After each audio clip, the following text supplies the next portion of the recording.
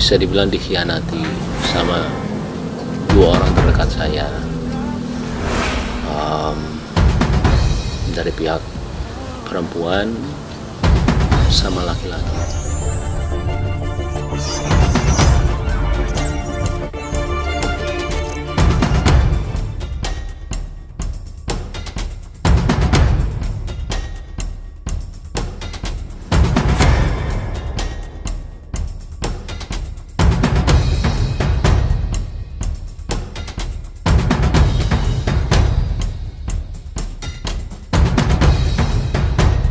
Selasa tanggal 8 Oktober 2024 kemarin, aktor sekaligus konten kreator berusia 43 tahun itu akhirnya angkat bicara.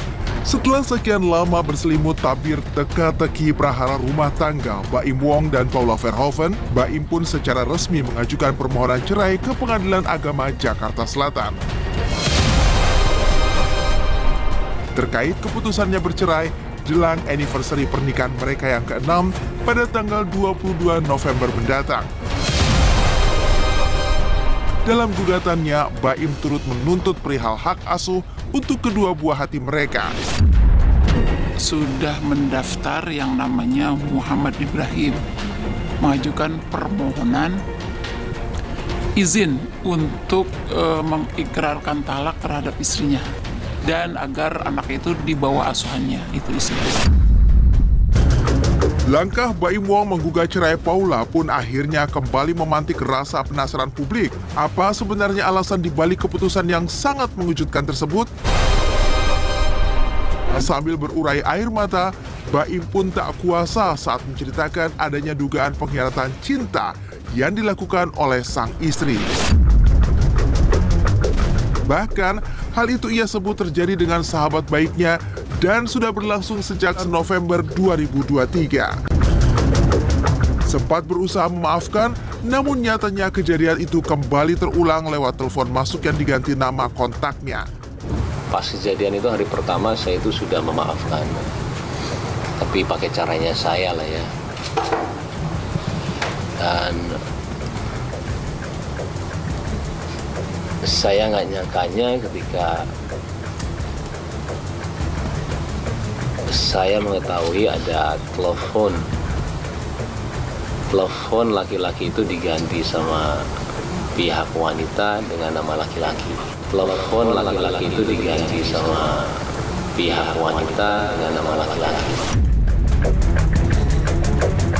Karena saya selama ini cuman menahan semuanya selama 1 tahun, saya karena anak saya. Cuman tambah kesini itu semua ketidakjujuran itu ada terus, dan tambah sampai yang nggak ini sendiri ya, maksudnya nggak percaya saya itu mau menyelesaikan secara baik-baik, cuman nggak bisa. Saya itu nggak pernah ngecek handphone istri saya karena saya sangat percaya sama dia. Sekalipun saya nggak pernah. Ketika ada berita itu ada yang datangnya dari asisten pribadinya, saya nggak ngecek ya, maaf. Jadi kasih lihat saya. Saya juga tidak benci dengan semua orang yang sudah bilang sama saya apapun itu, even teman baik saya sendiri. Karena cerita dia adalah cerita dia. Tapi cerita saya, insya Allah saya bisa mempertanggungjawabkan semuanya.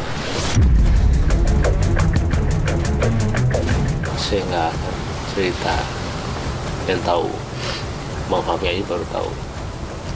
Keluarga saya udah tahu semua, orang-orang sini udah tahu semua,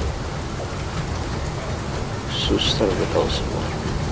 Jadi kalian cuma 100% bukan tahu 17,5%. Saya nggak mau cerita. Ya kita lihat aja nanti perkembangan ini seperti apa. Ya sudah. Selain itu, ternyata selama 7 bulan terakhir, Baim mengaku sudah pisah ranjang dengan Paula dan memilih tidur di kantornya. Namun, ia tidak menjelaskan lebih lanjut alasan mengapa justru dirinya keluar dari rumah.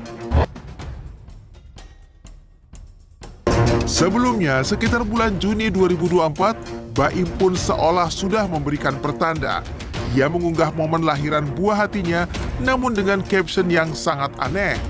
Ia memberikan peringatan kepada seseorang agar tidak mengganggu istri orang lain. Saya memang bisa dibilang dikhianati sama dua orang terdekat saya. Dari pihak perempuan sama laki-laki. Yang laki-lakinya itu adalah teman baik saya sendiri. Merasa dikhianati oleh dua orang terdekatnya tentu saja membuat Baim Wong merasa sangat hancur. Ia bahkan mengaku sangat sulit untuk bisa memaafkan, namun berusaha tidak berpikiran negatif. Meskipun anehnya, Paula sempat membahas harta Gonogini bahkan sebelum ia resmi mengajukan gugatan dan membuat Baim bingung.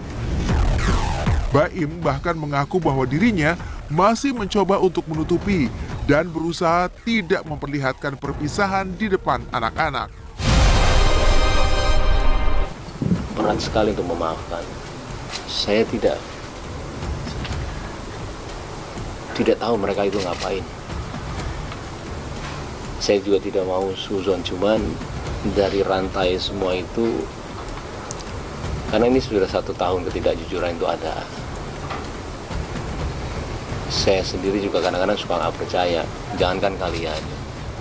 Saya aja nggak percaya apa yang terjadi sama saya. Maaf ya, maaf banget. Harta Gonogini itu ada sebelum kita perceraian. Saya juga menanyakan, buat apa membicarakan harta Gonogini? Kan kita belum cerai. 1 bulan itu saya tidurin anak mungkin jam 9, jam 10 saya nungguin dia tidur, saya keluar. Sebulan penuh saya begitu. Sampai ada satu yang saya nggak bisa cerita kejadiannya, saya tidak mau lagi. Saya bilang sama dia, saya nggak mau komunikasi lagi, saya nggak mau ini, nggak mau ketemu kamu apa. Buat saya sudah selesai.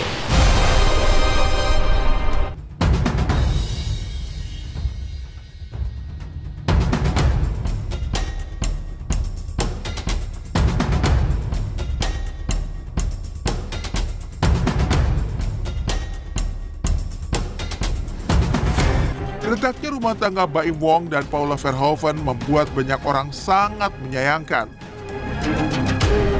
Keputusan untuk cerai pun akhirnya Baim tempuh setelah melalui pertimbangan.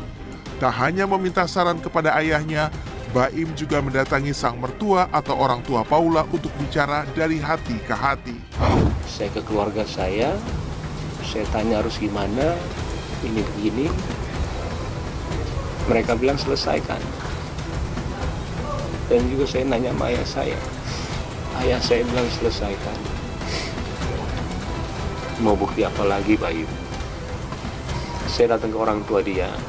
Dan saya udah bilang kalau saya dulu sudah tidak bisa. Tapi akhirnya saya coba lagi. Saya bilang sama dia terakhir ya. Terakhir. Ya setelah terakhir itu tiba-tiba ya kayak begini. Sejak menikah di bulan November 2018 silam, Baim Wong dan Paula Verhoeven dikenal sebagai pasangan yang selalu harmonis. Namun setahun belakangan, semua itu seolah berubah. Di sisi lain, Baim juga membuka suara perihal berbagai tudingan yang dialamatkan kepadanya. Mulai dari disebut sebagai sosok suami yang pelit, hingga sering membandingkan Paula dengan wanita lain. Mau saya dibilang pelit, mau saya dibilang beda-beda dia sama orang lain, mau apapun itu saya nggak apa-apa. Itu istri saya sendiri. Saya juga sampai bingung. Saya nggak pernah dibilang pelit sama orang seumur hidup saya.